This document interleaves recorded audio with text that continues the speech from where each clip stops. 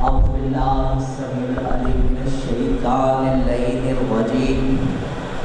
بسم الله الرحمن الرحيم. الحمد لله الذي دل على ذاته بذاته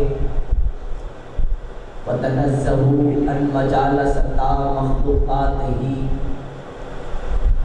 الذي خلق الخلائق بقدرته ونشر الرياح برحمته ونزل القرآن على عبده أبي القاسم محمد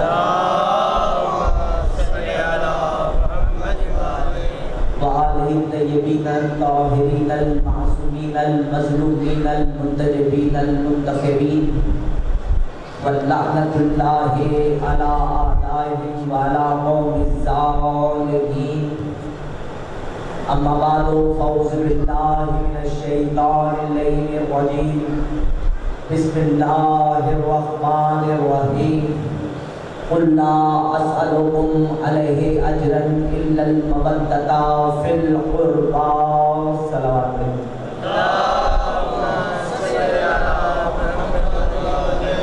صاحبان محترم، ایسی درود پڑھیں کہ کچھ پڑھنے کا دل چاہے اور آپ کا کچھ سننے کو.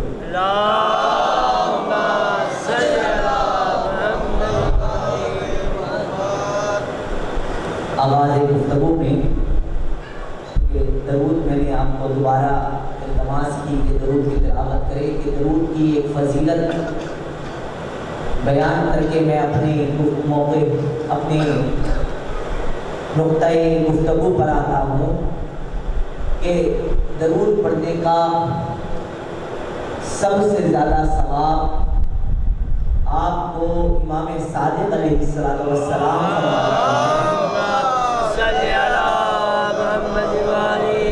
کہ جب وقت نزا ہوگا، جب بالکنی کا عالم ہوگا، جب کوئی کام نہ آ رہا ہوگا اور موت کا فرشتہ آپ کے سامنے کھڑا ہوگا، تو اس وقت امام علیہ السلام فرماتے ہیں کہ ہر ذی روح پر سب سے مشکل وقت وہی وقت ہے. امام صادق علیہ السلام فرما رہے ہیں کہ انسان پر سب سے مشکل وقت وہ وقت ہوگا جب وہ موت کے فرشتے کی زیارت کر رہا ہوگا. امام علیہ السلام فرماتے ہیں کہ اس وقت ہر انسان جو دائرہ اسلام میں موجود ہے وہ فضیلت درود کو خود اپنی آنکھوں سے دیکھے. سوال کرنے والے نے سوال کیا، مولا وہ کیسے؟ امام علیہ السلام فرماتے ہیں کہ میرے دادا علی ابن ابی طالب نے ہر ایمان والے سے یہ وعدہ کیا ہے کہ جب تیرا وہ وقت آئے گا جب تجھے اپنے چھوڑ جائیں گے تو تو میری زیارت کرے گا. جو ساری زندگی امام علیہ السلام فرما رہے ہیں کہ ہمارا ماننے والا جو ہم پر درود بھیجتا آیا ہے وہ جیسے ہی اپنے امام کی زیارت کرے گا اس کی زبان سے درود جاری ہو جائے گا.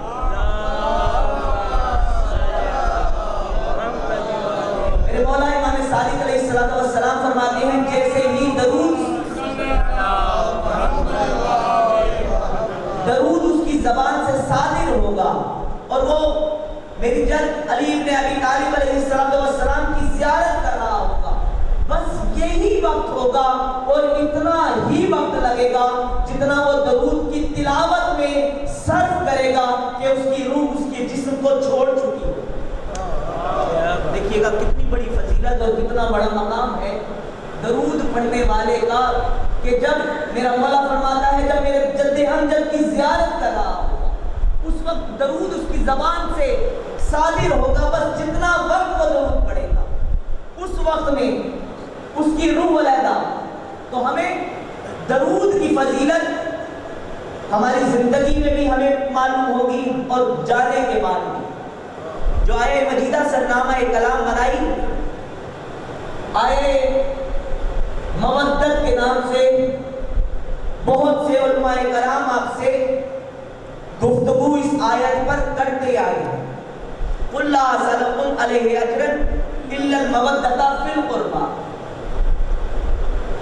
یہ جو ہمارے گھروں میں قرآن مجید لکھا ہوا ہے سامعین محترم، اس میں جو اس کا ترجمہ کیا گیا وہ اس طرح کیا گیا کہ اے رسول ان سے کہہ دو کہ میں تم سے اجر رسالت طلب نہیں کرتا ماں سوائے اس کے کہ میرے اقربا سے مودت کرو، میرے اقربا سے محبت کرو. آج اپنے گھروں میں جا کے تاج کمپنی کے قرآن مجید ہیں، مولانا اشرف علی تھانوی صاحب نے ترجمہ لکھا، مولانا فرمان علی عابدی صاحب نے اس کا ترجمہ لکھا. جس نے بھی لکھا اس نے یہ لکھا کہ اے محمد صلی اللہ علیہ وآلہ وسلم ان سے کہہ دیں کہ جو اجر رسالت آپ کو کہہ رہے ہیں کہ ہم ادا کرنے کے لیے تیار ہیں، آپ ان سے کہہ دیں کہ اجر رسالت یہ ہے کہ میرے اقربا سے محبت کرو. عزیزو دیکھیے گا ظلم کیا ہے. ظلم یہ ہے کہ قرآن کہہ رہا ہے لفظ مودت،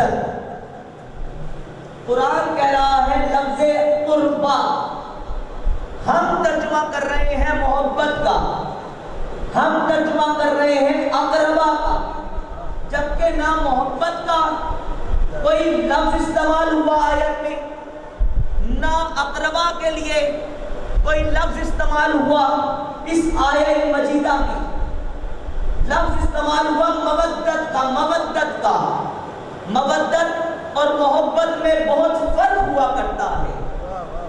کائنات عالم میں سب سے زیادہ محبت جو اللہ نے رکھی انسان کے اندر وہ ماں اور بچوں میں اولاد میں رکھی. بڑی توجہ سامنے رکھتا ہے. محبت ماں اور اس کی اولاد میں یہ سب سے بڑی محبت رکھی ہے اللہ تعالیٰ نے. ذرا سوچ کے بتائیے گا کہ یہ محبت ماں اپنی ساری اولاد سے ایک جیسی کرتی ہے؟ نہیں، ایسا نہیں ہوتا. اولاد ذرا ذرا بڑی ہوتی گئی، جو جتنا بڑا نافرمان ہوتا گیا، جو جتنا بڑا نافرمان ہوتا گیا محبت کا گراف کم ہوتا گیا. صاحبان محترم بہت سادہ سے لفظوں میں سمجھانے کی کوشش کر رہا ہوں کہ محبت اور مودت میں فرق کیا ہے. کہ دیکھیے گا کہ محبت جہاں جہاں نافرمانی بڑھتی گئی محبت کا گراف کم ہوتا گیا، اور پھر ماں اپنے بیٹوں سے زیادہ محبت کرتی ہے، بیٹیوں سے کچھ کم محبت کرتی ہے. کچھ ایسے بھی واقعات دیکھنے میں آئے کسی بیٹے سے کسی بچے سے زیادہ محبت، کسی بچے سے کم محبت. معلوم ہوا کہ ہمارے ہی گھروں کے اندر اگر محبت کو دیکھا جائے تو محبت کم یا زیادہ بھی ہوتی ہے اور تقسیم بھی ہوتی ہے. دیکھا آپ نے محبت کم بھی ہوئی، محبت زیادہ بھی ہوئی، محبت تقسیم بھی ہوئی. لیکن عزیزو مودت کیا ہے؟ امام علیہ السلام سے پوچھا گیا مولا مودت کیا ہے؟ امام علیہ السلام فرماتے ہیں کہ مودت کو سمجھنے کے لیے مچھلی اور پانی کے رشتے کو سمجھو. مچھلی کو پانی سے مودت ہے،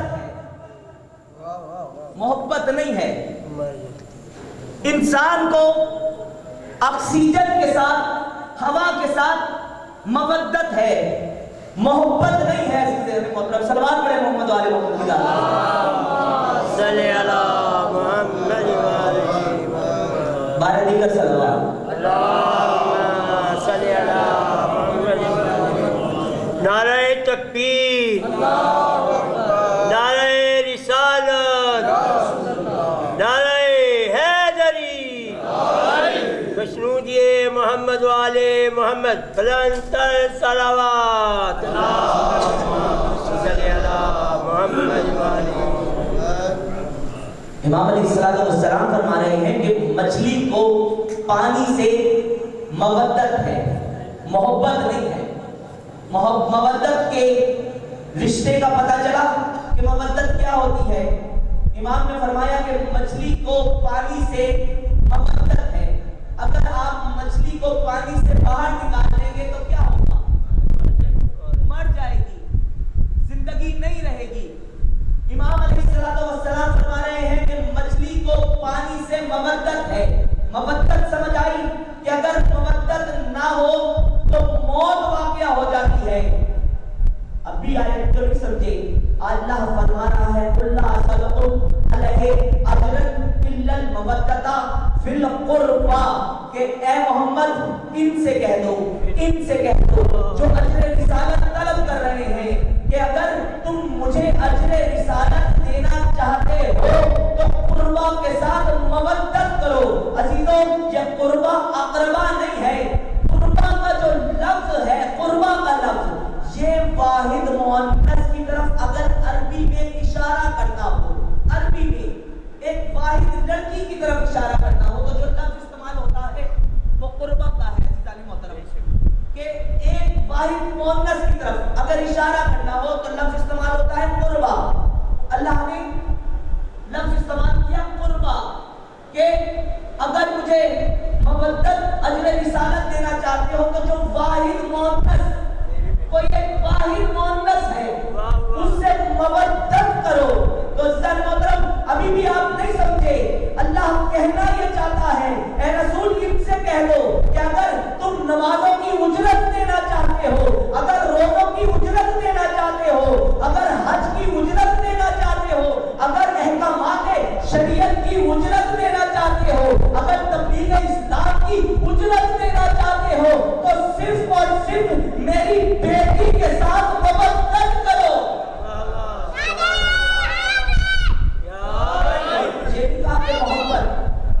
محبت کرو، مودت کرو۔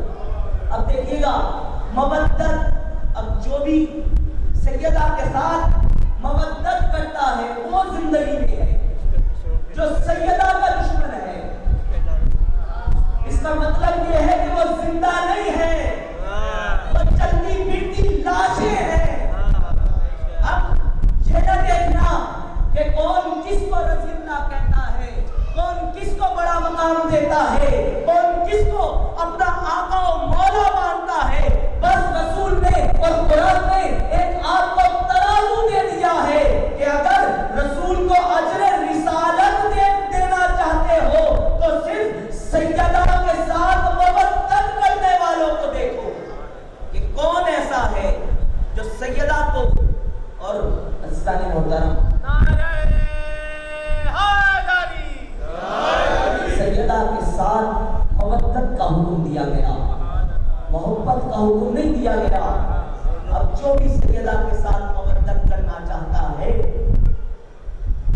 آج یہ ایام ادا کا جان طلوع ہوا، کائنات عالم میں ہر ایمان والا، بلکہ میں لفظ بدل کے کہوں کہ ہر انسان جس کے دل میں انسانیت باقی، جس کے دل میں انسانیت باقی ہے، وہ اپنی بساط کے مطابق اپنے اپنے مقامات پر صف ادا بچھا کر سیدہ کو حق مودت ادا کر رہا۔ ایام محرم ہے، ہر مومن نے تیاری کی ہے۔ اس سال پچھلے گزشتہ سال کی نسبت سیدہ کو اس سال زیادہ بھروسہ دیں گے۔ عزادارو، یہ فضیلت عزاداری ہے، یہ حق مودت ہے۔ امام رضا علیہ السلام نے بڑا حکم دیا ہے اس عزاداری کے متعلق۔ آپ گھروں میں کہہ کے آتے ہیں نا کہ ہم مجلس میں جا رہے ہیں، ہم مجلس میں، کیا کبھی کسی نے یہ پوچھا کہ کس کی مجلس میں جا رہے ہو؟ کس کی مجلس میں؟ جیسے ہی آپ نے بتایا ہم مجلس میں جا رہے ہیں، سامع نے خود سمجھ لیا کہ حسین کی مجلس میں جا رہے ہیں۔ کبھی آپ نے نہیں کہا کہ ہم مجلس حسین میں جا رہے ہیں۔ امام رضا علیہ السلام نے یہ لفظ مختص کیا ہے عزادار کے امام حسین علیہ السلام کی صف ادا کے ساتھ۔ امام رضا سے پہلے اس صف ادا کو مجلس نہیں کہا جاتا تھا، اس کو صف ادا کہا جاتا تھا عزیزانو. امام رضا نے علیہ السلام نے اس صف ادا کو مجلس کہا. سب سے پہلے دیکھیے گا مجلس کہا امام رضا نے, اور اس کے بعد ایسا نسبت ہوئی اس لفظ کے ساتھ کہ اب خطیب بے شک اپنی مجلس کے دوران, اپنی تقریر کے دوران قرآن کا ذکر کرے, اللہ کی توحید کا ذکر کرے, نبی کی نبوت کا ذکر کرے, امام کی امامت کا ذکر کرے, معاشرتی نظام پر گفتگو کرے. کیا کبھی آپ نے یہ کہا کہ آج ہم مجلس توحید سن کے آئے ہیں؟ کیا کبھی آپ نے یہ کہا کہ آج ہم مجلس نبوت سن کے آئے ہیں؟ کیا کبھی آپ نے یہ کہا کہ آج ہم مجلس قرآن سن کے آئے ہیں؟ بھائی ذکر قرآن کا ہوا تھا, ذکر توحید کا ہوا تھا, ذکر خدا کی وحدانیت کا ہوا تھا, لیکن آپ کیا کہتے ہیں کہ ہم مجلس حسین سے آ رہے ہیں. عزیزانو, امام رضا فرماتے ہیں کہ بے شک ذکر جس کا بھی ہو, حسین کی قربانی ان سب کو بچا گئی جس کا ذکر کر کے آتے. آپ یہ نہیں کہتے کہ ہم مجلس میں آج توحید کی مجلس سن کے آئے ہیں, آپ یہ کہتے ہیں ہم مجلس حسین سے آئے ہیں. بے شک ذکر توحید کا ہوا ہو, کیونکہ ذات حسین وہ ہے جس نے توحید کو بچایا. ذات حسین وہ ہے جس نے نبیوں کی نبوت کو بچایا ہے. ذات حسین وہ ہے جس نے قرآن کو بچایا ہے. ذات حسین وہ ہے جس نے دین اسلام کو بچایا ہے, اور جس نے اللہ کی وحدانیت کو بچایا ہے. عزیزانو, امام صادق علیہ السلام فرماتے ہیں, سلوات پڑھیں محمد والے اجر رسالت دینے آئے ہیں نا جناب سیدہ کو. تھوڑا سا ذکر مجھے اس عزاداری امام حسین, کیونکہ آواز عزاداری امام حسین ہے. امام صادق علیہ السلام فرماتے ہیں کہ اے میرے ماننے والوں, جب بھی تم مجلس امام حسین علیہ السلام میں آؤ تو خوشنودی امام کے لیے آؤ. امام رضا علیہ السلام کا مجلس کے متعلق یہ صف ادا تو ہم معمولی سمجھتے ہیں نا, یہ صف ادا یہ جو چادریں بچھی ہوئی ہیں, یہ فرش بچھا ہوا ہے. امام رضا علیہ السلام کا فرمان ہے کہ اگر کوئی مومن جتنا مرضی بڑا بیمار ہی کیوں نہ ہو, لا علاج بیماری ہی کیوں نہ ہو, امام رضا علیہ السلام فرما رہے ہیں کہ وہ عقیدت کے ساتھ مجلس حسین علیہ السلام میں آئے, اور اس صف ادا کو جو بچھا ہوا ہے صرف اس صف ادا کو اپنے بدن سے مس کر دے. اللہ تعالیٰ جناب سیدہ کے صدقے میں, اس صف ادا کے صدقے میں اس کو شفا یاب کر دے. یہ روایت کے لفظ نہیں ہے, امام کے فرامین ہیں صف ادا کے متعلق.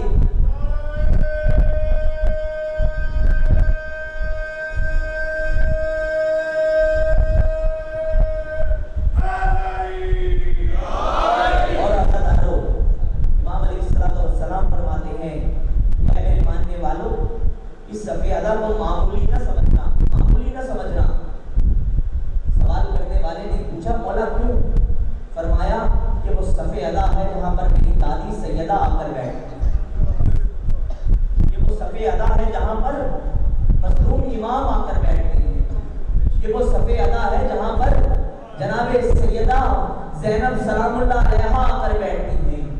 یہ وہ صف ادا ہے جہاں پر جناب سکینہ سلام اللہ علیہا آ کر بیٹھتی ہیں. یہ وہ صف ادا ہے جہاں پر ہمارا وقت کا امام زمانہ علیہ السلام آ کر بیٹھتے ہیں. اس کو معمولی نہ سمجھنا. اور امام رضا علیہ السلام کے متعلق لکھا کہ امام کی جو زیارت پڑھی جاتی ہے, السلام علیکم یا قریب الغرباء,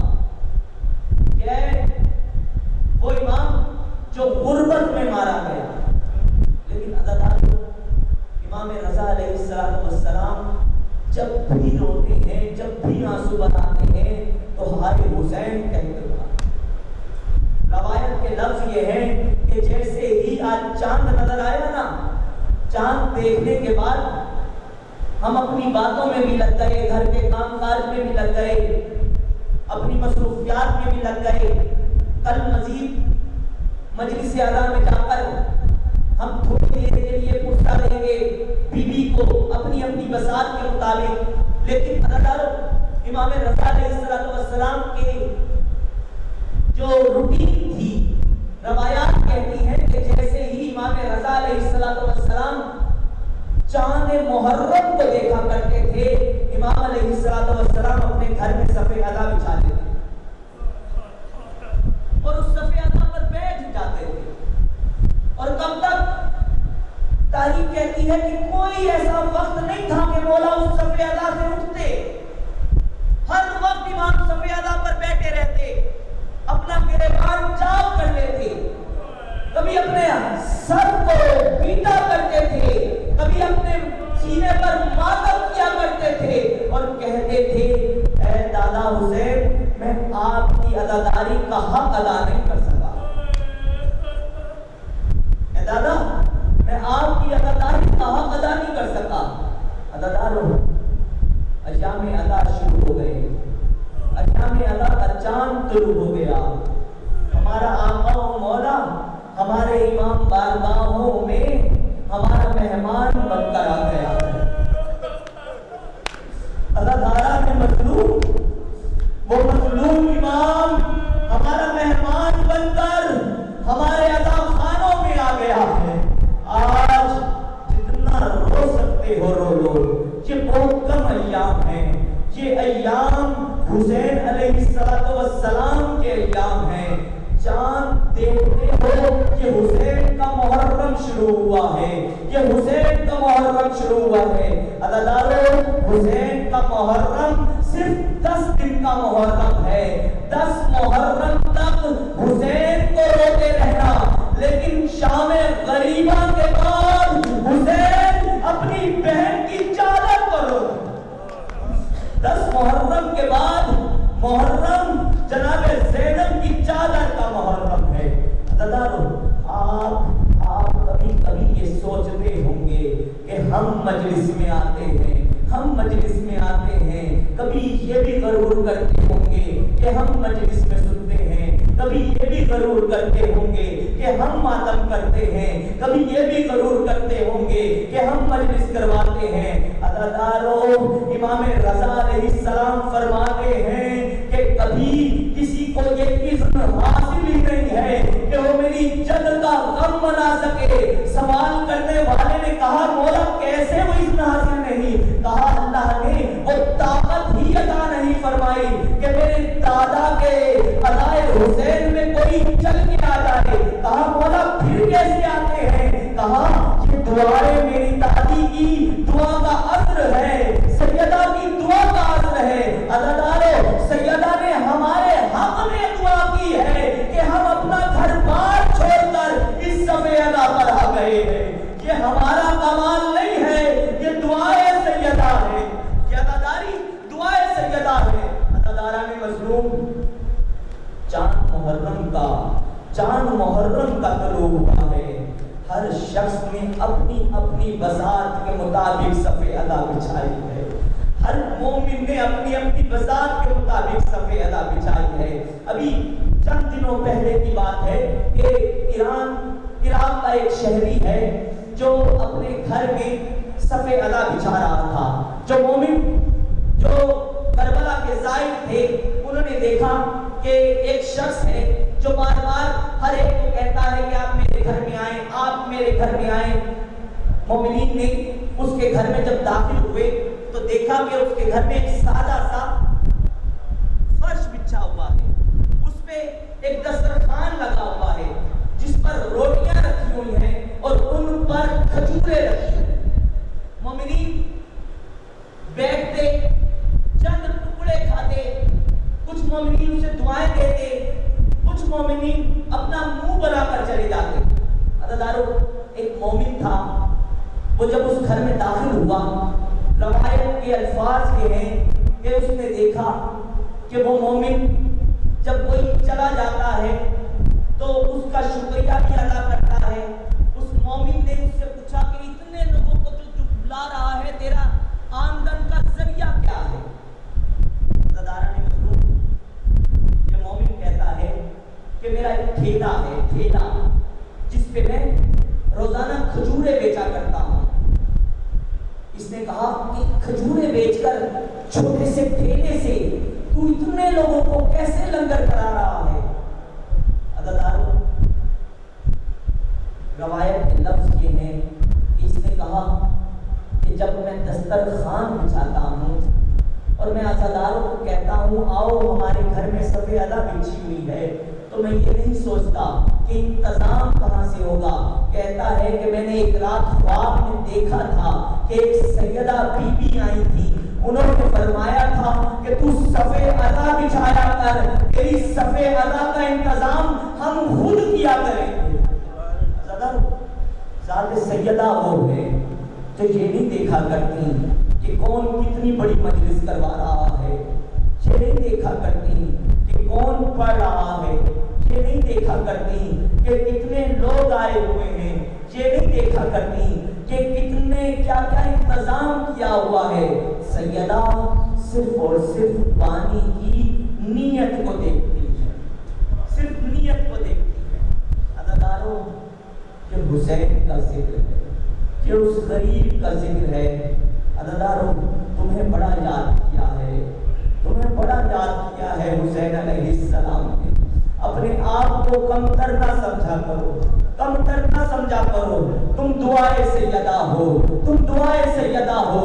3 شوال کو جب میرے مولا آئے ہیں نا اس کائنات عالم میں، رسول خدا کبھی امام حسین علیہ السلام کے چہرے اقدس کو دیکھتے ہیں، کبھی آسمان کو دیکھتے ہیں، گریہ و زاری فرماتے ہیں. بی بی نے فرمایا بابا جان کیا بات ہے کہ آپ کو میرے بیٹے کی آمد پر خوشی نہیں ہوئی؟ میرا آقا میرا نبی علیہ السلام فرماتے ہیں نہیں بیٹی بات یہ نہیں ہے کہ میں خوش نہیں ہوں، میں ایک ایسا منظر دیکھ رہا ہوں، یہ بچہ 3 دن کا بھوکا اور پیاسا ایک لبو دب صحرا میں شہید کر دیا جائے گا. عزادارو جناب سیدہ نے فرمایا بابا ایسا کیسے ہو سکتا ہے جس کا علی جیسا باپ موجود ہو، جس کا حسن جیسا بھائی موجود ہو، جس کا محمد مصطفیٰ صلی اللہ علیہ وسلم جیسا نانا موجود ہو. وہ 3 دن کا بھوکا پیاسا کہا نہیں بیٹی جب یہ شہید ہوگا نہ میں ہوں گا، نہ اس کا بابا ہوگا، نہ بھائی حسن ہوگا.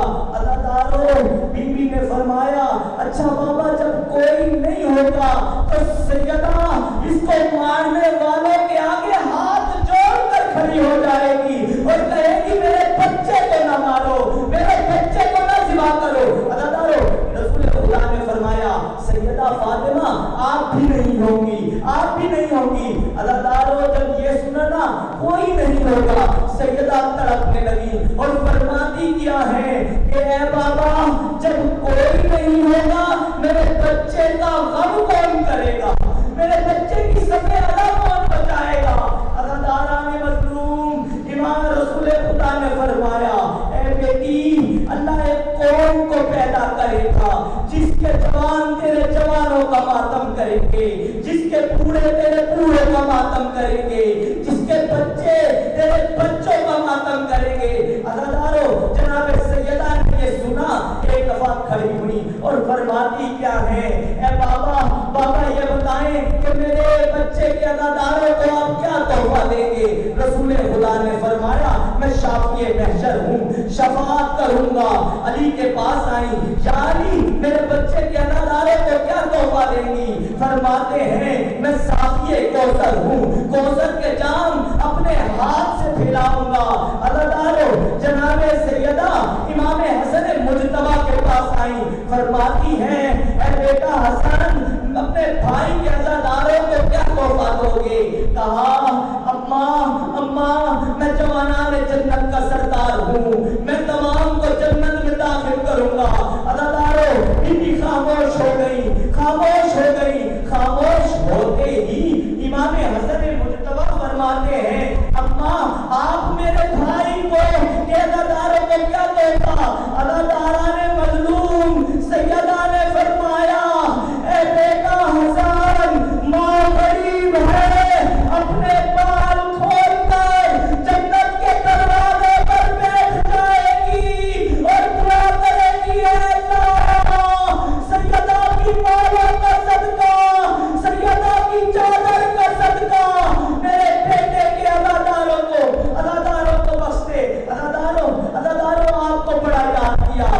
حسین مظلوم نے بڑا یاد کیا، وہ وقت بڑا یاد آیا جب عزاداروں امام حسین آئے ہیں اپنے بیٹے امام زین العابدین کے پاس اور فرماتے ہیں اے بیٹا اب امامت تمہارے حوالے، لیکن بیٹا جب مدینے جانا میرے ماننے والوں کو کہنا اے حسین کے عزاداروں کربلا کے میدان میں تمہیں بڑا یاد کیا ہے، تمہیں بڑا یاد کیا ہے۔ اور عزاداروں امام حسین فرماتے ہیں بیٹا میرے ماننے والوں کو کہنا جب ٹھنڈا پانی پینا حسین کی پیاس کو ضرور۔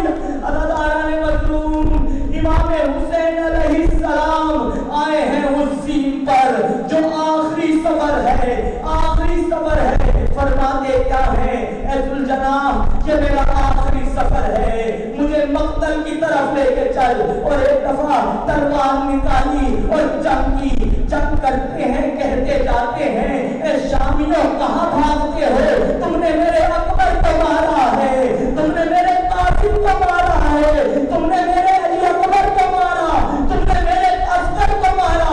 عزاداروں حاطف سے ندا آئی اے حسین اپنا وعدہ پورا کر دو۔ حسین علیہ السلام نے تلوار کو نیام میں رکھا، ایک دفعہ تیروں